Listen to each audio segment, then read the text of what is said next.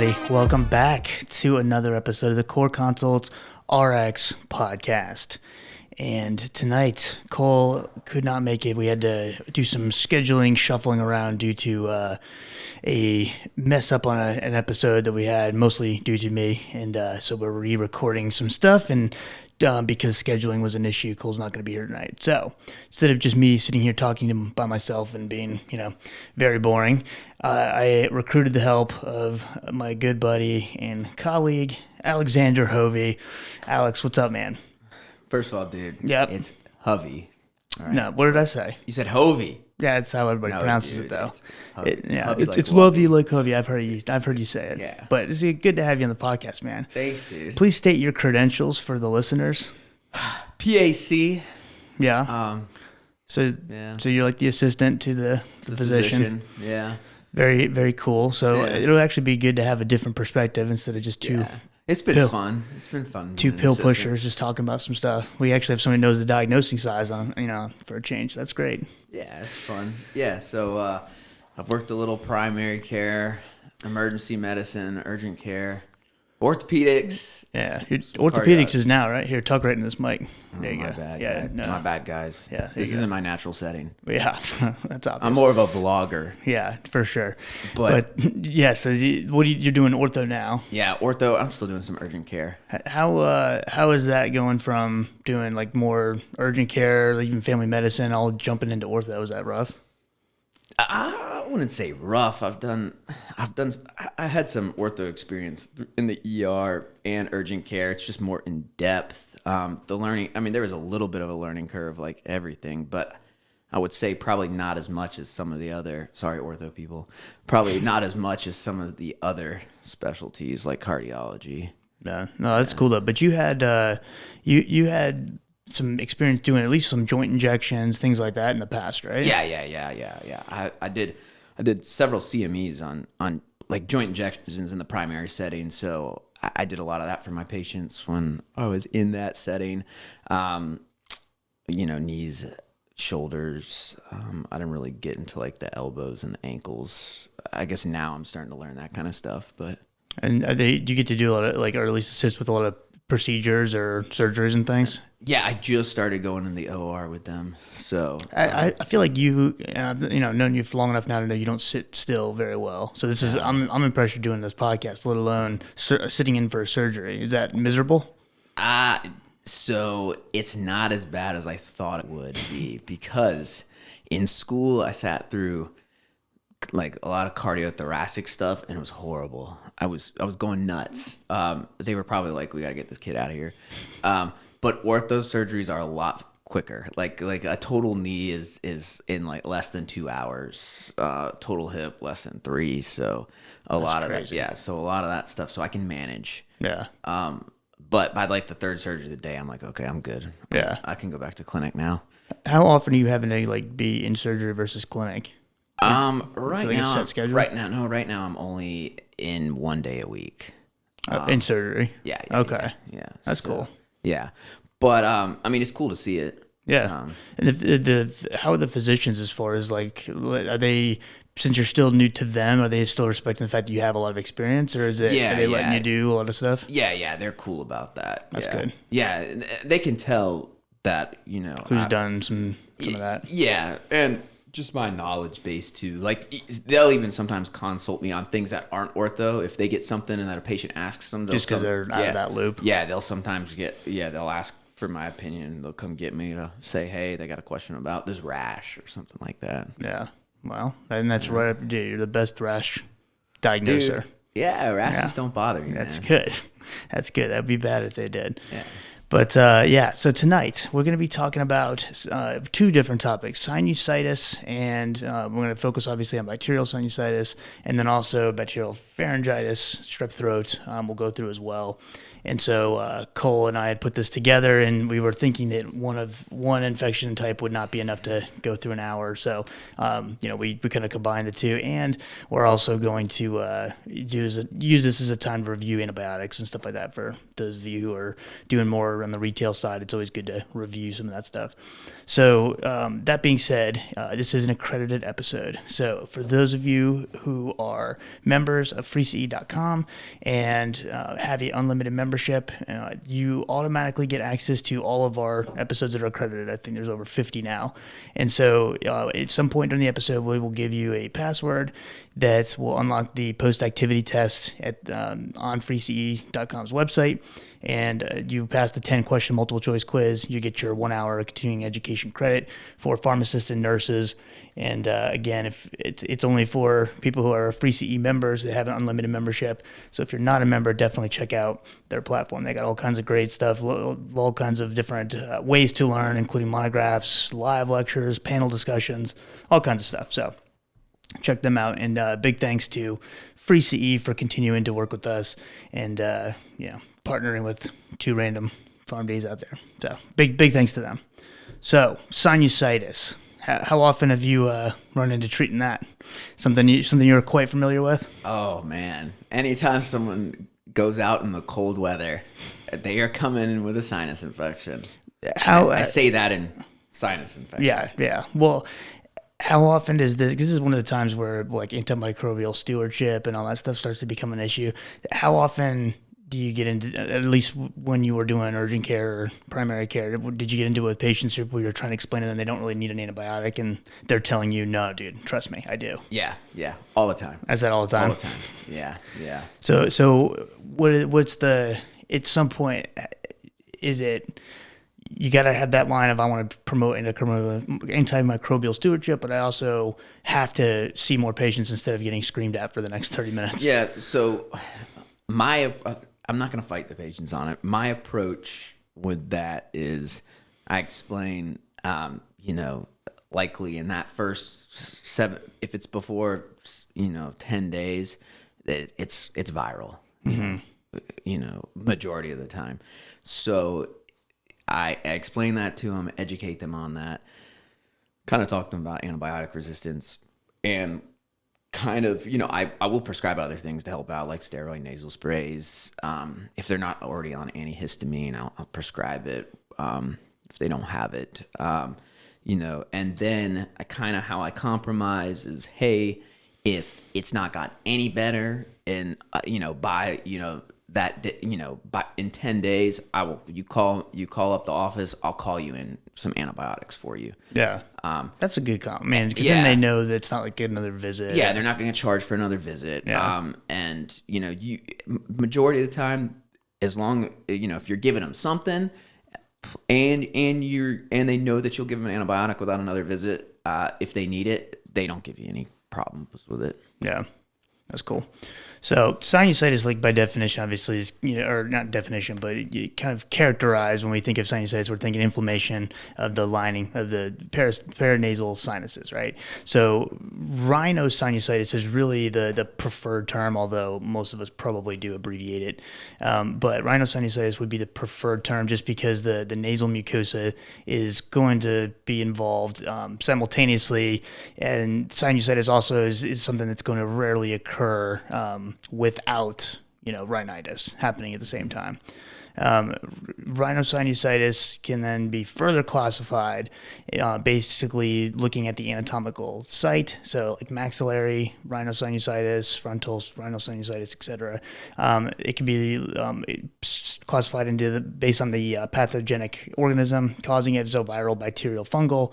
If there's any type of a complication present, so orbital, intracranial, for example, and then also other associated factors, nasal polyps, suppression, anatomical variants, things like that. So, again, making sure that we're getting the patient classified with the right diagnosis also can affect reimbursements and some of that stuff as well. But that's on your side. That's all your favorite ICD-10 coding and everything, right? Yeah, exactly. You're really good at that. Dude, I remember. I was good, man. You were always. You never got written up or anything for not closing your charts. Dude, that's different than not closing the chart. That's different than getting the right code. I was like 90% on Cody myself. Yeah. That's good. That is pretty good. She was excited. Yeah, that is pretty good. Yeah.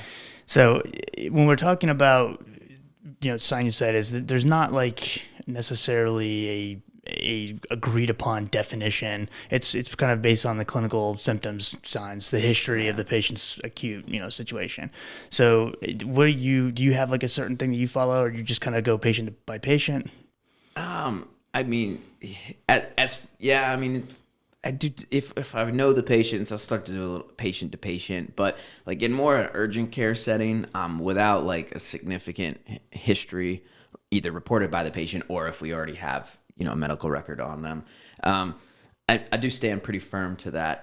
7 to 10 days before I'm going to consider antibiotic treatment for them.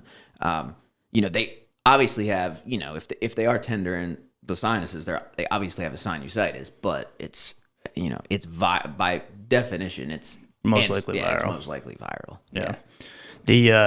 Are you checking out anything else as well? Like, are you listening for like respiratory issues, any kind of systemic stuff going on? Yeah. Usually with anything ENT, I'm gonna listen to the heart and lungs. Yeah. And I'll palpate the neck as well, and I'll look at the oropharynx. And, most acute situations, obviously, like Alex was saying, it's 7 to 10 days, and a lot of them are kind of self-limiting based on the fact that they're viral, but if they do need antibiotics, they're still going to be taken care of fairly quickly. Now, there can be situations where the patient has like a subacute sinusitis, which would be like this temporal progression of symptoms that can go on for 4 to 12 weeks. And, that could eventually turn into, after that 12-week mark, be classified at that point into chronic sinusitis, which was obviously where you're having persistent symptomology, and it doesn't always correlate with exacerbations along the way, but it can. That's different though than recurrent acute sinusitis. So if it's a recurrent sinusitis, then it's by definition 2 to 4 episodes of infection within a year, but they have to have at least 8 weeks in between episodes to know that that person didn't just not get rid of the previous infection. And then also the sinus mucosa needs to kind of completely normalize between those attacks in order to be listed as a recurrent situation. All right. So most patients in, the primary care setting, is where they're going to be treated for this type of situation. There are certain situations where maybe you need to be evaluated by a otolaryngologist. ENTs too. Yeah, no, I like to use otolaryngologist because I wanted to see if I could pronounce that word, and I couldn't. So say ENT. ENT. No, but in sending someone to ENT may be warranted if the patient has this continued deterioration, that's occurring even though they're on appropriate antibiotics. If they're having multiple recurrent episodes, if the symptoms have persisted after you've tried 2 different, courses of antibiotics, if they have some sort of immunodeficiency, and or if there's a chance that it could have been a nosocomial infection, and also if there's certain complications obviously present that may make you send them to a specialist a little quicker. All right. Or if they're annoying. Yeah, or exactly. Thank you. I forgot about that part. Punt them. Yeah, it's just actually we're gonna send you right to. I got a good guy. Yeah, he's great. He's gonna love you. So the sinuses typically sterile under physiologic conditions. Secretions produced in the sinuses are going to flow by the ciliary action through the ostia and drain into the nasal cavity. And so a patient who is healthy, those sinus secretions flow in one direction towards the ostia, which is going to prevent that back contamination of the sinuses. However, if that outflow gets obstructed, which is one of the key factors that can result in rhinosinusitis, gets obstructed, obviously that drainage pathway is going to no longer be flowing the way it's supposed to, and you can have a backup of bacteria, especially if the mucus that's getting trapped is infected. And then you have also cases of ciliary impairment, and then if there's any kind of like alterations to the mucus quantity or quality, so excessive mucus production, or if there is actually changes to the makeup of it itself, that can also put the patient at a higher risk for developing an infection. So the obstruction, that can occur doesn't always happen from, just like a genetic or birth defect or something like that, or it could be from trauma, someone's breaking their nose or something like that that's causing obviously damage and swelling to the local mucosa. Rhinitis even though can cause some swelling and edema issues. Mechanical obstruction from nasal polyps, foreign bodies, deviated septum. Exactly. Yeah. Tumors can also lead to osteoblockage as well. And then the ciliary action, because I always think of ciliary, I think of the lungs. Lungs, yeah. And, but they obviously are present in the sinuses as well. And they can have impaired, their action can be impaired by, genetic factors, patients who smoke. So again, thinking of the lungs is what we kind of always focus on, but you can also sort of paralyze the cilia and the nasal sinuses too, which is going to make you more susceptible to getting infected. Chemical toxins, dehydration, patients who are on multiple anticholinergic drugs, obviously all those things can limit cilia function, and then also exposure to bacterial toxins. So for example, if a patient had some sort of a dental abscess or dental procedure, and that resulted in communication between the oral cavity and the sinuses, you can get a cross infection and end up having some issues. And then you mentioned cold air. But cold air is said to stun the ciliary epithelium, is what UpToDate tells us. So leading to impaired ciliary movement and retention of secretions in the sinus cavity. So it turns out cold air is not great for your cilia. Yeah. So you nailed it. Rain too, man. Yeah, you nailed it. And cold air, that deadly combination. So you mentioned that most of the cases are viral. So what are you thinking of, like virus-wise? Typically, I mean, are we thinking of? I mean, there's the coronavirus. I mean, COVID-19 is one of them. But yeah, just regular coronavirus species. Flu A and flu B will give you a viral sinusitis. Parainfluenza viruses, RSV adults can get that too, but we see that big time in the kids. Mm-hmm. And then obviously rhinovirus being the most prevalent cause, but all of those definitely need to be evaluated. And some of the reason why you'll see some patients getting on even oseltamivir, stuff like that for the viral causes. In about 0.5% up to 2% of cases that of a patient who has viral sinusitis, it progresses to bacterial. So like Alex was saying, most of the time it's going to be self-limiting and that 7 to 10 day course, you should start seeing a turnaround of symptoms. But if it's not, then obviously it may have either progressed or it was bacterial the whole time. And, now you have to treat it as such. So bacteria that can cause sinusitis, we're typically thinking from a gram-positive standpoint, strep pneumo, pretty much the same with all of our respiratory type infections. I feel like this gram-positive, we're always thinking about strep pneumo.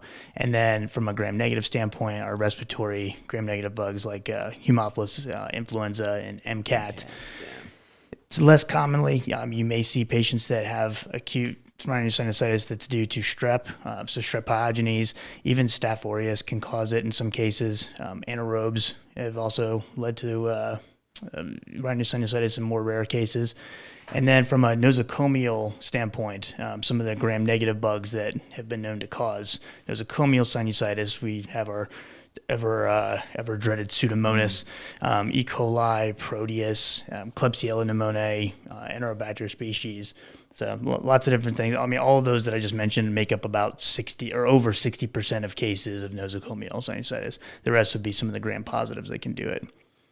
So lots of different bacteria to think about, and it's one of those situations where we still always want to have to keep in mind the spectrum of activity of our antibiotics, so that even if we are going to treat them, even if we're maybe not 100% sure if they need antibiotics or not, if we do move forward with treating them, and we want to treat them with the least amount of coverage possible that would still get the job done.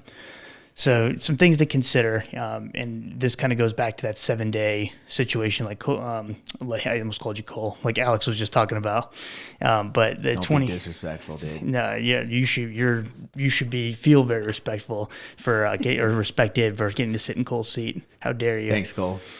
But Thanks for giving me the opportunity to do this on a Sunday night, dude, okay. First of all, thank you. This is a big opportunity for you. Thank you. You know what? Why don't you tell us about the 2015 American Academy of Otolaryngology Head and Neck Surgery Foundation guidelines? Well, they should have updated it by now, but they haven't. They're behind. They're behind. It's okay. So go on about it now. No, I wanted you to tell us because of your sarcasm. Dude, go ahead. No, you got it. I want to hear. I'm actually really curious to hear your voice now. Dude, I'm trying. I'm working on the new guidelines. With You're some not of my colleagues. Yeah, I bet you're getting a lot of input. All right. So if the patient fails to improve with initial management option, whether that was symptom control, like Alex was saying, or if the patient was given antibiotics for whatever reason, after 7 days, if the patient I said that already, but okay. I know I'm readdressing that it was in the guidelines. See, this is why we can't have you on the show more often. I said 7 to 10 days. I was following guidelines. You were. That was very impressive. I was actually shocked to see you were following them.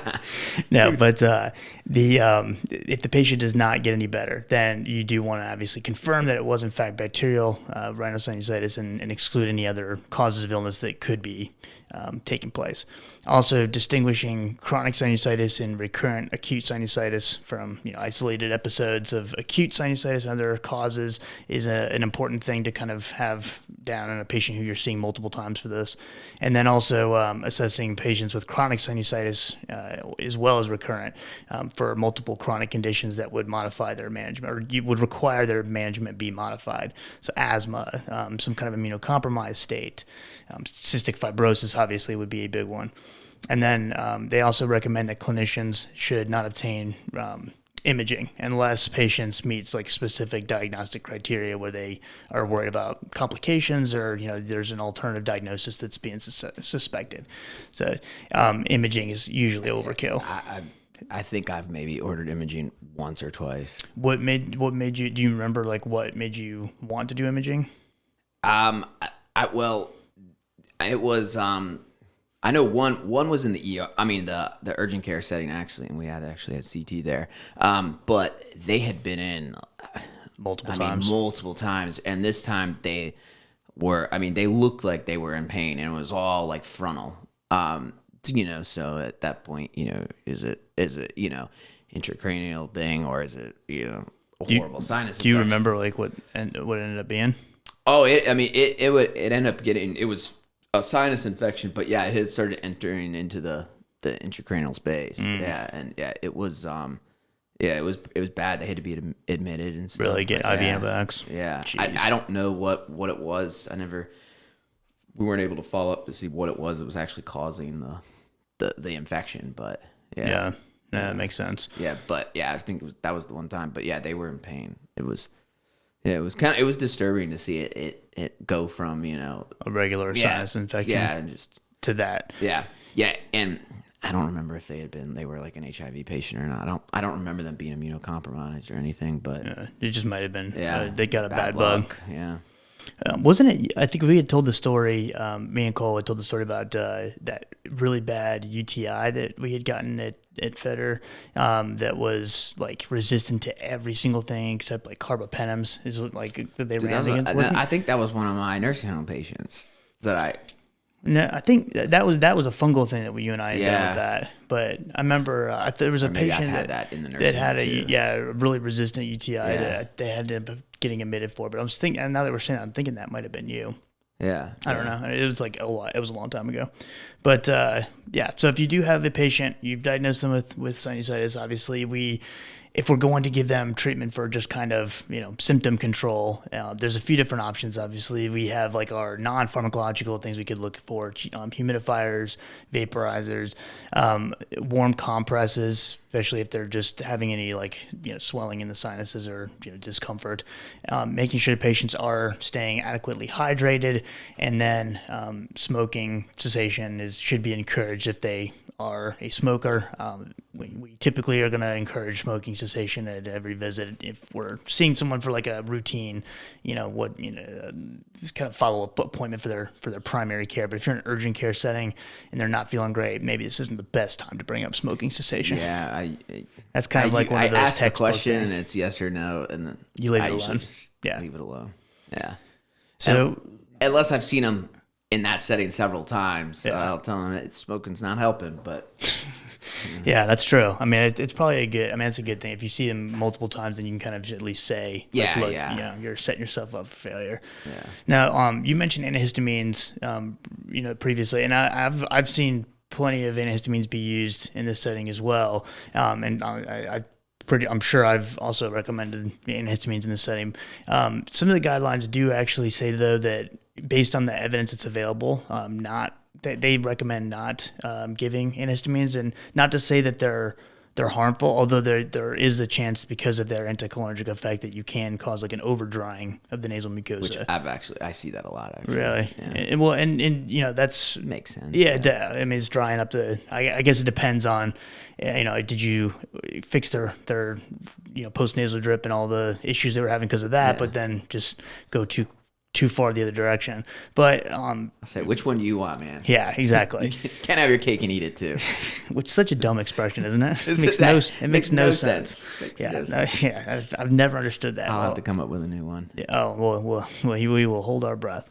But the antihistamines, there's obviously intranasal antihistamines or oral, but because the data doesn't suffice to show a true benefit, that's why the guidelines aren't recommending them. So remember, their guidelines, they have to recommend things that have actually shown positive benefit. Just because something hasn't shown a benefit doesn't mean it's necessarily harmful. Just so they can't recommend it. So take that for what it's worth. One thing you do want to at least consider if they're having a lot of congestion is the oxymetolazine, Afrin. Yeah. That can really help from a very quick onset of action. It can really help with stuff. Yeah, decrease that mucosal edema. Get addicted to it though. Immediately. Yeah. You can't use it for too long. 3 days is what I usually tell people. That's I've heard like you can get 4 or 5 days, but I just tell people 3, and I'm like, let's call it a day with that. Yeah, I've heard 5 as well, but I say 3. Yeah.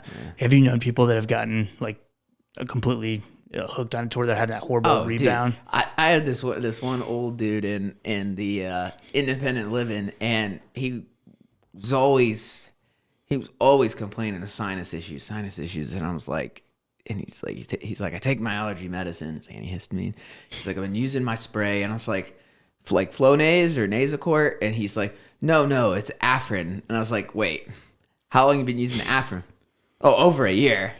And I was like, over a year? Oh. I was like, and you know what? He's still on it. He won't get off of it. He refuses. He's 86. That's true. He's not listening to me. If you're 86 and you have, a 30-something-year-old telling you what to do, you're not listening. There's 0% chance we're going to do that. Especially when you look 22. Who, you? That's true. Yeah. But not in like in a good way. Like, because it's just like maybe you have like a puberty issue.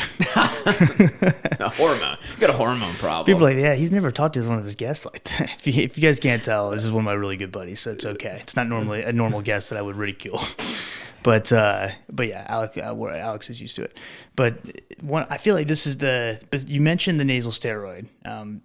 I always tend to like think of that being allergic rhinitis, but they absolutely can help in the short term as well. Yeah. And there's even some data showing kind of that if you're giving them for 15 to 21 days, that you will improve symptoms faster. And then, that's compared to placebo. So it is something that is an option. And there's a whole bunch of different formulations out there. There's Rhinocort, which is budesonide. There's triamcinolone. There's fluticasone. There's mometasone. And most of them are over the counter now. I think maybe the Q-Nasal and Zitana are the only two that aren't. But, for the most part, we kind of think of them as being interchangeable. Mometasone, I know, is something that a lot of people use. I think that's the one that up-to-date authors recommend. But about 15 to 21 days. And again, it's not going to fix the symptoms super quick, but it after a couple of days, it should alleviate some of that inflammation and whatnot. Yeah. What about ipratropium? Do you ever see? Because I feel like I've just recently had a bunch of patients, because I've been doing like chronic care management, where I'm dealing more with like chronic allergic rhinitis or, Yeah, I do see like if they're going to ENT, I'll see that on that med list. Yeah, and I'll ask them about it, and that's what they're taking it for. Because, I mean, I'm sure all of you are familiar with ipratropium from a, inhalation nebulized standpoint, but it is a nasal spray formulation as well. And because of its anticholinergic effects, it's not necessarily going to help with the inflammation aspect of it or help with, the any allergy type issues that are going on. It's causing some of the inflammation, but it definitely can help from just an overall drying effect. So if you're having really bad postnasal drip, and you're on a steroid that's maybe helping, but you're not full resolution of symptoms, you could add ipratropium to it, at least at bedtime, maybe help with some of that postnasal drip. Side effect wise from the steroids, I do want to mention this too. Going back to them real quick, but the local irritation, drying effect, burning, discomfort, things like that are what people will oftentimes complain about. Sometimes you will hear about like a burning sensation when you're having like the runoff or postnasally down the throat. And really, if you're experiencing that, you want to watch out for formulations that have alcohol or propylene glycol, so they can be more irritating than like the more aqueous preparations. So like Q-nasal, Flonase, Zaytana, all of those contain alcohol, Beclinase. So one of the other mometazones or one of those would be a better option, so you're not experiencing that. How about, this is a good question for, since you did with primary care, you were seeing a ridiculous amount of patients every day. How many patients have you seen that had their head completely tilted back when they try to administer nasal spray? Oh, so many. You have to. That is a question I got better at asking, because a lot of times you don't think about that, and then one day I forgot where I was reading about it that people weren't doing that, and then I started asking patients if they'd come back and so the spray's not working, ask them, and so more than half of them, they're not doing it right. Yeah. Well, I mean, yeah, and I started even if they're already established on it, and I'm asking them about their symptoms, and seeing if if their symptoms are controlled, if there's any residual symptoms left over. That's the first thing I'm asking them about is like, well, how are you actually using it? I'm going to switch over. For those of you who are watching the video version of this, you can kind of see my screen here, but this is a patient handout that I found that it shows the person kind of leaning his head forward, because really you want to tilt your head forward. That will kind of line up your it'll line up your sinuses a little bit better for the nasal spray is actually being administered. And so holding the spray bottle upright, you almost want to aim the bottle away from the midline and away from the septum, and that will allow it to flow a little bit better. And you don't actually want to breathe in sniff in super deeply or anything like that. You just can breathe normally and just kind of my preferred way is on the knees like that. I was going to say, so if you're watching the video version, there's kind of like the normal nasal spray and these nasal drops where I guess you got to drop them. They have a lot more weird. I don't know who's doing all these things. I don't even know. There's a lot of one person's just bent over, like his head's almost to the floor and he's standing up, and it just looks like I make my patients do that one. Yeah, that looks like it doesn't work at all. No. He's so uncomfortable. Yeah, so I don't know what that's about. But the moral of the story is making sure that you're telling patients to administer the nasal sprays correctly. What about neti pots? Do you ever, or any kind of saline irrigation? Do you have patients that have gotten, with more chronic sinusitis, that have gotten some relief from that? Man, you have a following with the neti pots. They. Oh, I thought you meant me personally. No, I was like, oh wow, do I? Neti pot's got a following. Yeah, they got a following of people that. It's a cool device. They're obsessed with it too. The people that like it, they'll do it multiple times a day, and I'm Do you have one? I don't have one. I've never done it. No neti pot? I've never done it. I can't get it to work right. I think it's because I've had my nose broken a few times. I can't get it to drain up my sinuses. Getting water up my nose, so I feel like I wouldn't enjoy it. Yeah, it wouldn't be pleasurable. But a lot of patients, they swear by it, and I mean, it gives them relief for sure. But some of them get obsessed with it and they do it too much. I'm like, all right, can't do it too many times. And I haven't seen any solid data that shows that it actually reduces the rate of recurrent infections or anything. Yeah, I don't think I've seen anything either. I think it's just relief. Yeah, I think it's more of an acute thing. Blowing your nose. But yeah, the people who are, I've seen patients who are doing it like every single day or twice a day or something. Yeah. It seems like you're drying it out so much. Yeah. It's just setting you up to get that mucosa get irritated. And it does seem like you could just use the sinus rinse bottle. But you don't need the genie lamp, right? No, like that's you're showing off at that point. Yeah. If you do have a patient though that has never used a neti pot or any kind of a sinus rinse, if they are thinking about trying that, then the one super easy thing to remind patients of that is oftentimes overlooked is reminding them to use distilled water and not just tap water. Obviously, tap water is no big deal if you're drinking it and going into the stomach.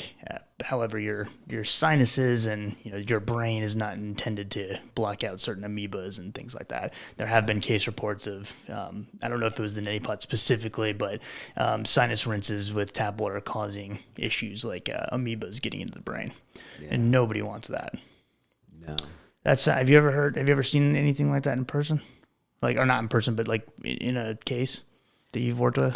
I haven't, but I know that like down here in South Carolina, there's like usually every year there's a few people who they're like jumping off like that bridge into the river and stuff in the summertime. Nose. Water goes up and they get those amoebas. Yeah, dude, could you imagine like if you jump in the pluff mud goes up your nose, like oh, I got so many amoebas in my nose. I would just be waiting. Yeah, I would just find it. I design a new cure. Probably, and I would find a way to beat it against all odds. Yeah. So, yeah. You'd be dead the next day. No, dude. It didn't even get to your brain. No, I would beat it. But that would be 100% like terrifying if that happened. Oh, if you jumped in the water and you'd have no idea until it's too late. Yeah. That'd be no good. I won't even jump in the rivers during the summer anymore now that I know about those amoebas. Yeah, I won't either now that we've talked about it. Yeah. That's a good idea. It's safety first. Yeah. So if we are going to treat with antibiotics, so let's say we've gotten past the 7 to 10 day mark, especially 10 days, if you're still having clinical symptoms at that point, and it's definitely time for antibiotic at that point. If the patient is earlier than the 7 to 10 day mark, but they have, severe symptoms with a high fever, if it's over 102 Fahrenheit. I would probably give them the antibiotic. Yeah. Especially if they're having like permanent nasal drainage, facial pain. You pretty much have a safe bet, right? Yeah. You can move forward. I'm giving them the benefit of the doubt, and I'm giving them the antibiotic.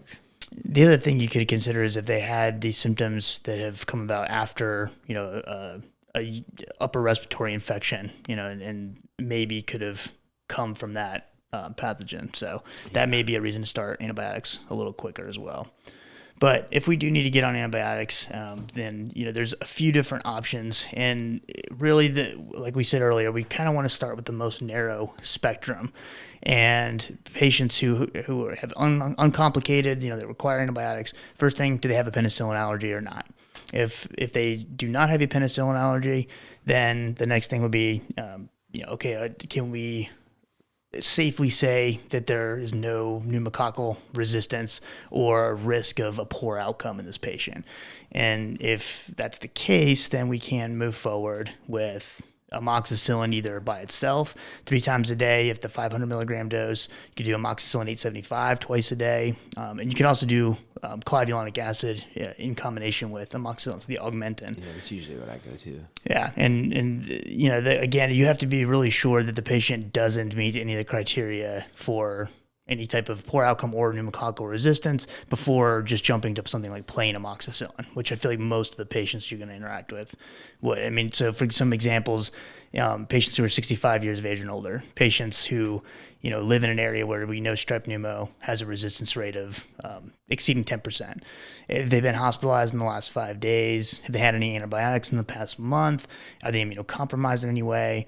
Do they have multiple comorbidities? Cardiac, diabetes, hepatic, renal, and then also severe infection like we talked about.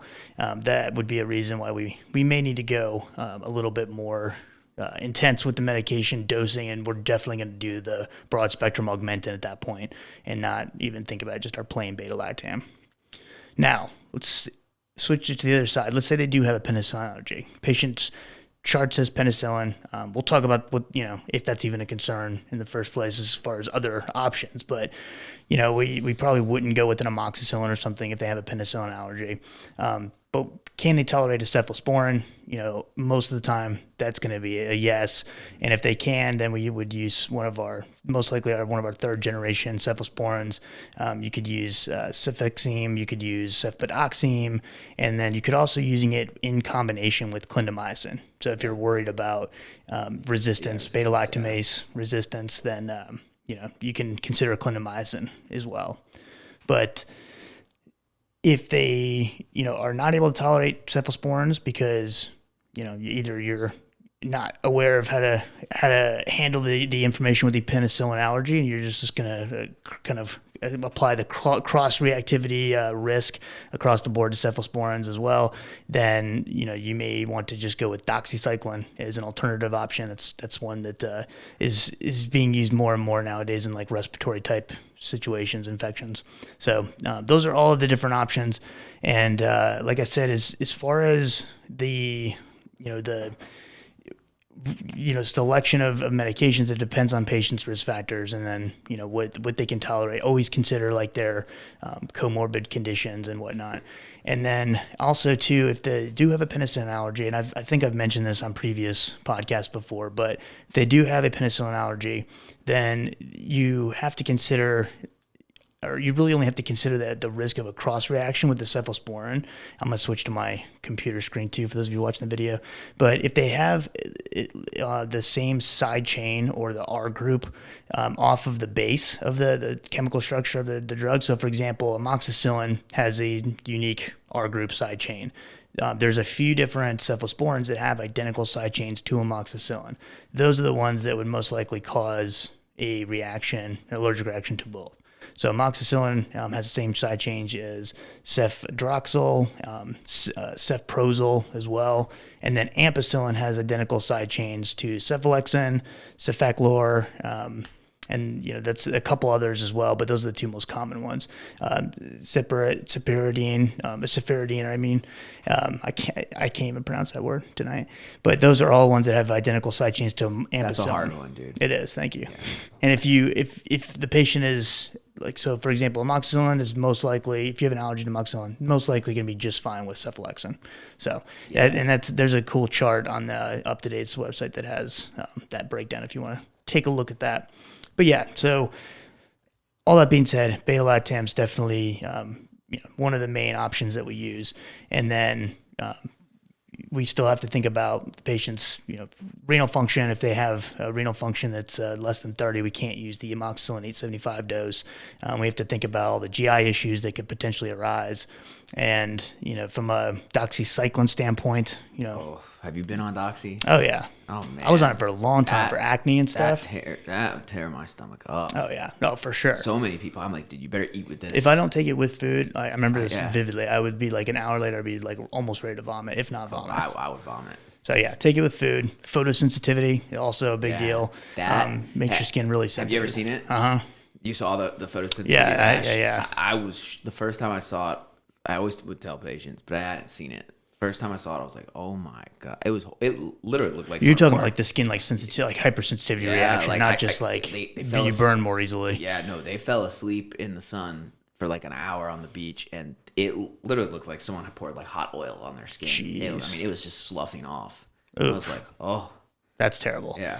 So yeah, doxycycline has its fair share of things to at least counsel patients on, but definitely a good option nonetheless. Make sure you tell them to take it with food, and then also keep in mind that it does have an interaction with like multivalent cations. And so if the patient is taking like calcium, in the form of Tums, even if they're taking magnesium, anything like that could potentially, potassium, anything that could potentially be multivalent cation, take that 2 hours before, 6 hours after the doxy, so you don't inhibit the absorption of it. Clindamycin, keep in mind too that if we do add this on, like we talked about, you could use it in combination with one of the cephalosporins. It does carry that box warning for C. diff. Yeah. And although we don't really see it causing as much C. diff anymore because it's really just not widely used like it used to be, it doesn't mean that it doesn't have that risk anymore. And so if you add that, clindamycin to the cephalosporin, it can definitely increase the risk of C. diff, although it does give you that little bit more of an extended spectrum of activity. But yeah, so lots of different options there. What are you thinking if you have a patient that you've given them Augmentin to and symptoms didn't, exact same symptoms didn't have any better? Do you have like a go-to that you switch to? So, you can do you can still go to macrolides and fluoroquinolones, but The fluoroquinolones, yeah. And there's some resistance there, but fluoroquinolone, but you just got to be a little careful, with like some of those, like an active young adult or kids with those tendon injuries. But it's a good additional option. Yeah, to for go sure. to. And I mean, obviously the first thing, if they're coming back without any improvement, is you'd want to confirm the diagnosis is, and so once that's been confirmed and you're not necessarily worried about complications or anything, if you are, obviously, then you need to escalate there, and send off for a referral to a specialist. But if you're not worried about complications and you're going to continue kind of treating the patient on your own, then, looking at whatever you used first would dictate whether you try a different, alternative. So you could still use at this point Augmentin, the high dose Augmentin, the 2,000 milligrams of amoxicillin for 125 milligrams of clavulanic acid, the extended release tablets. You could do, if like Alex said, you could do a respiratory fluoroquinolone, so levofloxacin, moxifloxacin, and then you could also consider that third generation cephalosporin or plus clindamycin if you haven't done that already, and then doxy if you haven't tried that already. If, again, same thing, improvement in 7 to 10 days, great. If not, at that point, you probably would want to get imaging done after 2 failed courses of antibiotics. Yeah. All right, so if their sinus infection cleared after Z-Pack, they probably did not have a bacterial sinus infection. I was gonna say, notice that we barely didn't we didn't even really mention macrolides at this point as far as like on the algorithm. Yeah, I've only seen it in combo with a few from the ENTs have like thrown it in there, and I don't know if they were throwing it in there maybe for the inflammation aspect or something. I guess a lot of people who have allergic rhinitis who are going to see ENTs are more susceptible to sinus infections, but also they're that triad, they're more likely to have asthma, so they might be using it for that. Yeah. But, lots of different options there, and you can most likely find one that will fit with the patient's, different comorbidities and whatnot. Alex talked about some of the different issues with fluoroquinolone. So the tendon inflammation and rupture is definitely part of the box warning list. I think I've mentioned this recently, probably in the last podcast actually, but I've seen this twice, I've seen it a few times as well. It's like, man, so it's definitely something to be aware of, especially in younger patients, like Alex was saying. Heart stuff in the older patients. Yeah, QT prolongation is an issue. Peripheral neuropathy, they can last for months or even years after stopping the medication. It can lower seizure threshold. There's case reports of toxic psychosis being caused by fluoroquinolones. It also can cause hypoglycemia as well as hyperglycemia. And so if a patient's uncontrolled diabetic, you really got to be careful with that. And if you have a patient's going out in the sun, same thing with photosensitivity. It can also cause musculoskeletal toxicity. There's just so many things that can go wrong with fluoroquinolones. It also has the interaction with the multivalent cations, just like doxy does.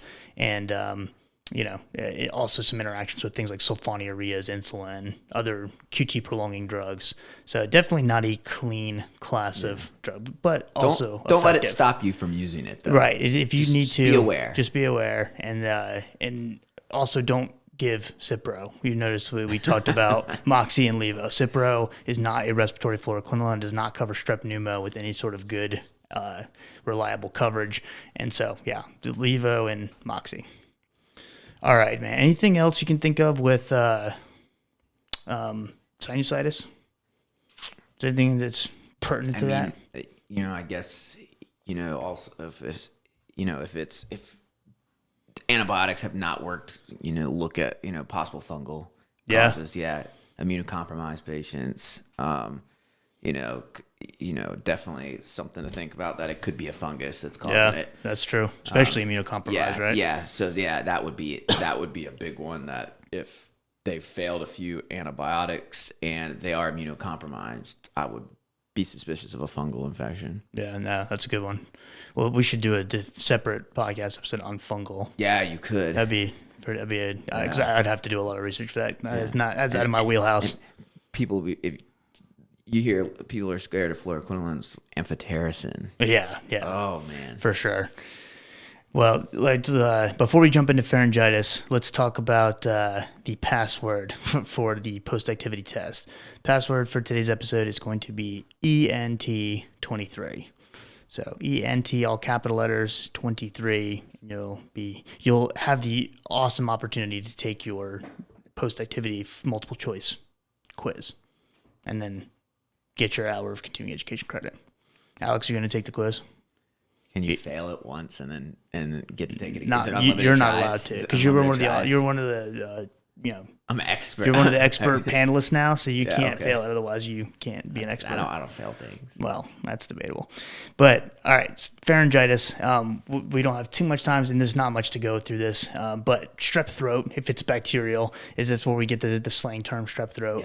Yeah. Most of the cases are viral again. So influenza, coronavirus, rhinovirus. Typically, 90% of cases or more are going to be viral. Yeah. Bacterial, typically going to be Streptococcus pyogenes, group A strep, and that's where you get the name strep throat. It can be non-streptococcal as well, though. It can be caused from Neisseria and gonorrhea. It can be Fusobacterium. There's a couple other species that can also lead to it as well. But most of the time, strep pyogenes is the bacteria pathogen if it's bacterial in nature.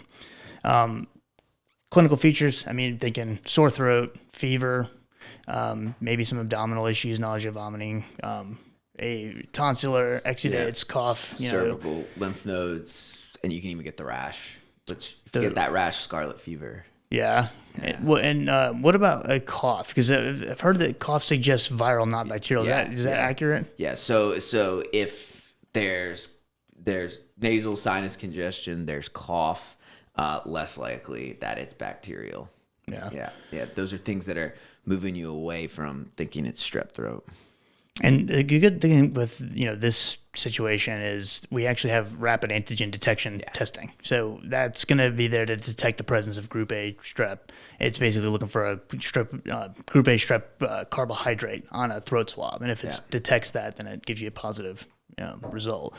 You still would want to do a throat culture as well, but that's going to take longer to actually get the results of, and that would really be something that you do in more like severe cases or recurrent cases or things like that. When do you send off for a culture ever? Usually, if second time. If they're coming back and I was sure that was that it was strep, it was back, and I will say I think it's 80% sensitivity that rapid strep test. AJ. AJ's not here. Show up today. AJ's not here with us. But he's too busy. Think it's about an 80%. So our kind of diagnostically, our rule of thumb is if it looks like strep, treat like strep. Yeah. But second time, if they're coming back and they say it didn't really get better, then I'm a lot of times I'm culturing after that.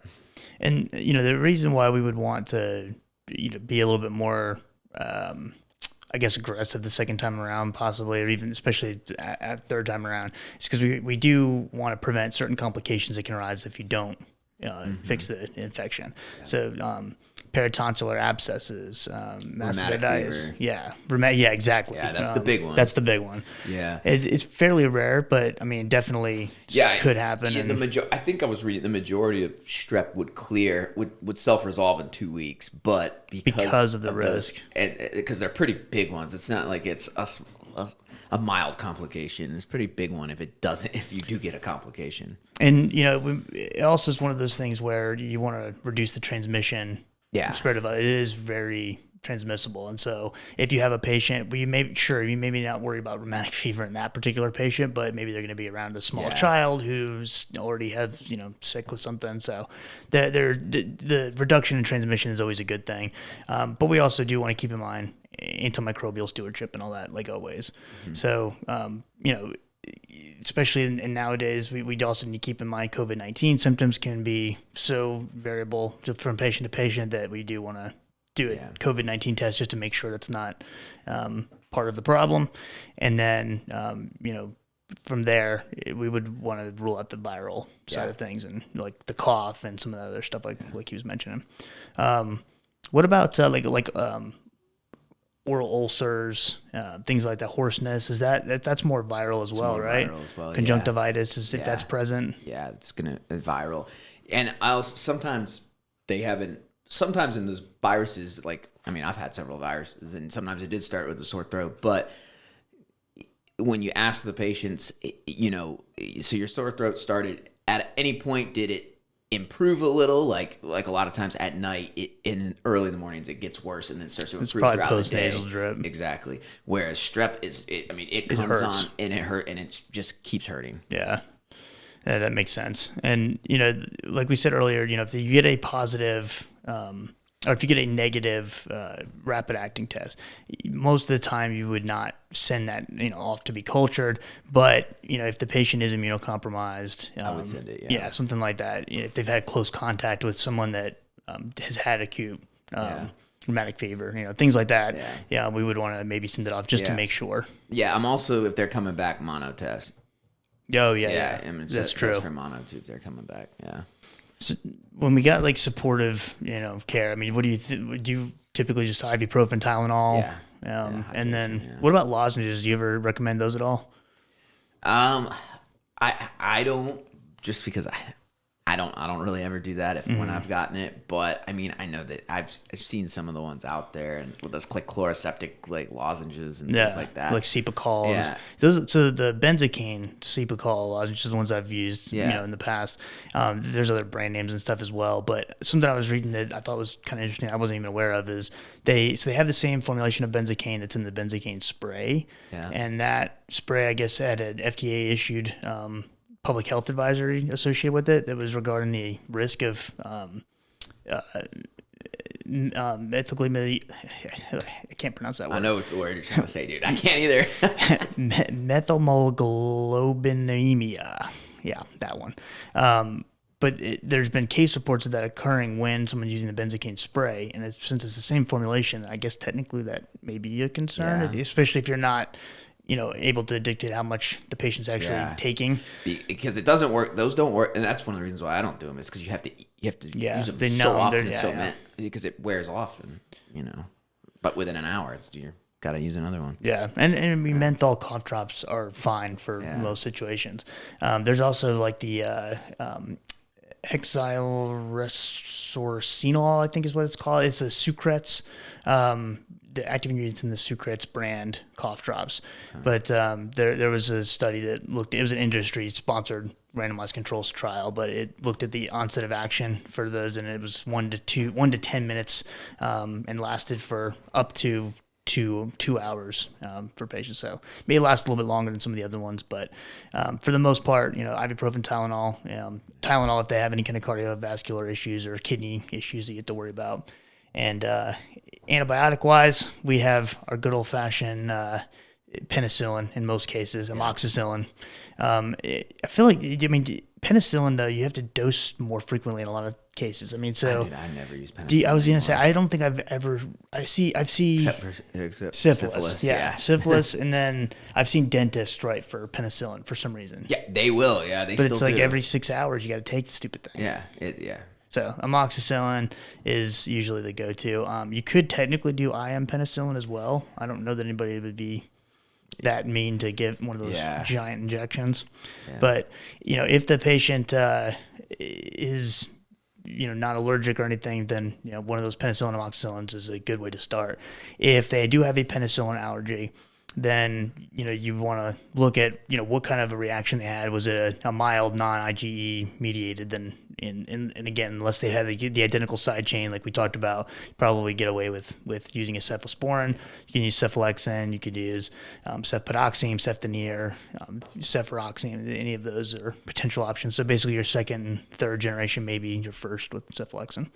And the other option, if you are worried about the cephalosporin cross-reactivity, and causing a cross-sensitivity, I should say, reaction, then you can also consider a macrolide, assuming that you are in an area that does not have excessive macrolide resistance, which I feel like is becoming more and more prevalent anyway. But if that's the case, if the patient cannot take a macrolide because of resistance, then we also have our buddy clindamycin we can consider as well. So lots of different options, and I'll, for those of you who are watching the video version, I'll show you my screen real quick. This kind of simple algorithm that UpToDate uses, but kind of goes through and again, starts with penicillin ideally, and then gets more broad spectrum from there. But yeah. And the other thing we didn't talk about, cough right in front of the microphone. The other thing it's not strep, dude. It's not strep. What if it is? That would be weird. Yeah, sometimes. I mean, I had strep and flu at the same time, which was horrible. Can you evaluate me at the ortho clinic? Yeah. Okay, good. I'll just be in the waiting room. TRT in there. There you go. Perfect. Yeah. Now, macrolides, typically thinking azithromycin. You could use clarithromycin, I guess, but the QT prolongation risk is worse with that. Higher. Issues with the drug-drug interactions. Erythromycin and clarithromycin are definitely the two bigger culprits when it comes to those 3A4 in drug-drug interactions. So azithromycin, typically the go-to for most patients, has the least amount of GI upset, whereas clarithromycin, especially erythromycin, have more. So azithromycin is usually a good one to stick with, but again, the resistance rates are something you definitely have to make sure you're not running into. So anything else with that? It's kind of short and sweet. Cool. Diagnostically, when you are looking at throat, you always want to make sure that uvula is midline in that throat, because if it's not, they need to be sent out quick. What can cause that? Peritonsillar abscess. Okay. Yeah, which is one of those big. That's the one you don't want to miss. Yeah. So anyway, if you're not a pharmacist and you're listening to this, you make sure that you document if sore throat is on a complaint. Make sure you document that that uvula is midline. Well, that's probably a good thing for even pharmacists, because there's a lot of pharmacists that do point of care testing for strep. Well, yeah, so that would be a big thing. Yeah. That needs to be, and then also when you're asking your questions, you need to differentiate between difficulty swallowing versus painful to swallow, because there's a big difference. If there's a difficulty, then you might want to send out to get imaging where or they're something. choking and dysphagia. And you can even I knew an ENT told me we'll have them. I called them up and they were like, we'll have them drink something in front of you, and if it starts coming back out, then send them on over to the ER. That's a good strategy. Yeah. That's good. I like that. So yes, make sure the uvula is midline. Yes. For those of you who are doing exams. Big one. So thanks for being here, man. Appreciate it. Thanks. Thanks for having me. So now that you've seen it, you're going to come, because you've done this one time. I think it was a patient case or something. Yeah, something crashed on us. It wasn't even.